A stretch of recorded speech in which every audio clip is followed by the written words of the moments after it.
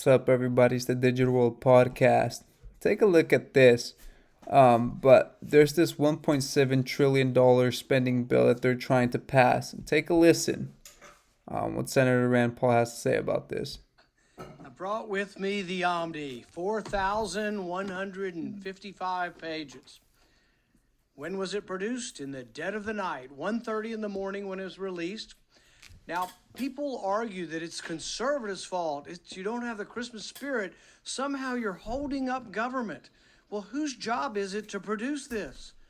The people in charge of spending, the people in charge of both of the parties. When did they know that this would be necessary? Well, it's in the law, September 30th. You got 9 months, almost 10 months, to produce a plan, to have a spending plan. They weren't ready on September 30th, so they voted themselves 90 more days. They weren't ready last week either, so they voted themselves another week. And now we have it at 1:30 in the morning this morning. But what's the clamor? The clamor is to vote. Vote now. Let's get it done. Why are you standing in the way of spending? Well, the real question is this. What is more dangerous? What is more dangerous to the country? $1.1 trillion in new debt, or as Republican leadership likes to say, oh, but it's a win. It's a big win. We're getting $45 billion for the military. So which is more important? Which threatens the country more? Are we at risk for being invaded by a foreign power if we don't put $45 billion into the military? Or are we more at risk by adding to a $31 trillion debt? I think the greatest risk to our national security is our debt. The process stinks. It's an abomination. It's a no good, rotten way to run your government. $6 trillion entity, and they want 24 hours to process this, and then they want to go forward. I will be demanding 2 amendments. One, that this goes against the budget rules. The PAYGO rules say you can't do this. You can't have all this new spending unless it's offset. We will also be demanding that the PAYGO rules are increased. Instead of taking 60 votes to evade the rules, we're going to ask that it be a 2/3 vote to evade the rules. The American people don't want this. They're sick and tired of it. They're paying for it through the nose with inflation. Adding $1 trillion to the deficit will simply fuel the fires that are consuming our wages and consuming our retirement plans. It's a terrible system. Someone needs to stand up. We're standing up, and we're going to say no. There you have it. So look into it some more. Here we see Fannie Mae is reporting that 79% of Americans think that it's a bad time to buy a house. That's historic pessimism, record we've never seen like before. Even dating way back to 2010. I wonder what it looks like in the early 2000s. And so,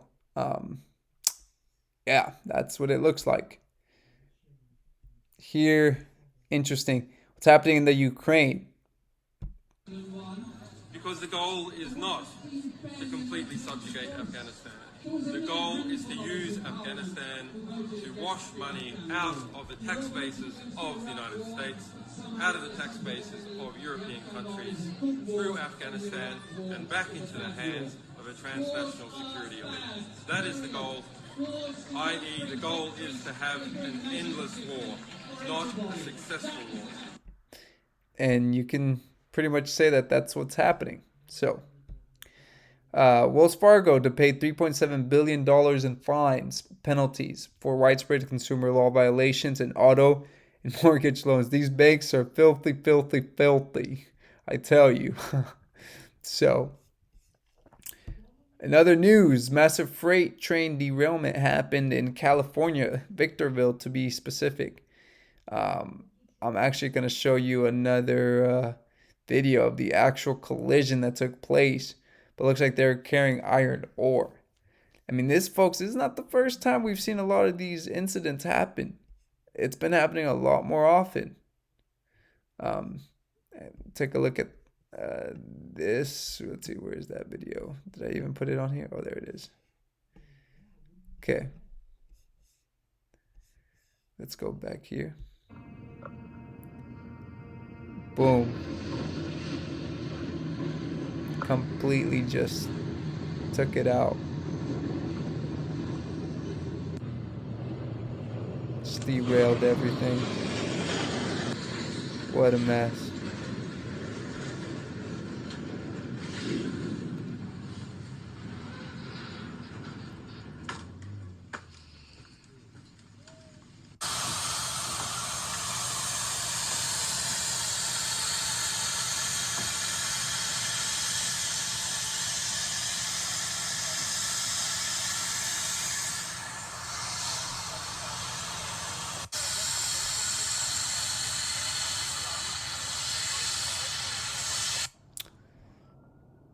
And that's going to, that rail line is going to be down for a while.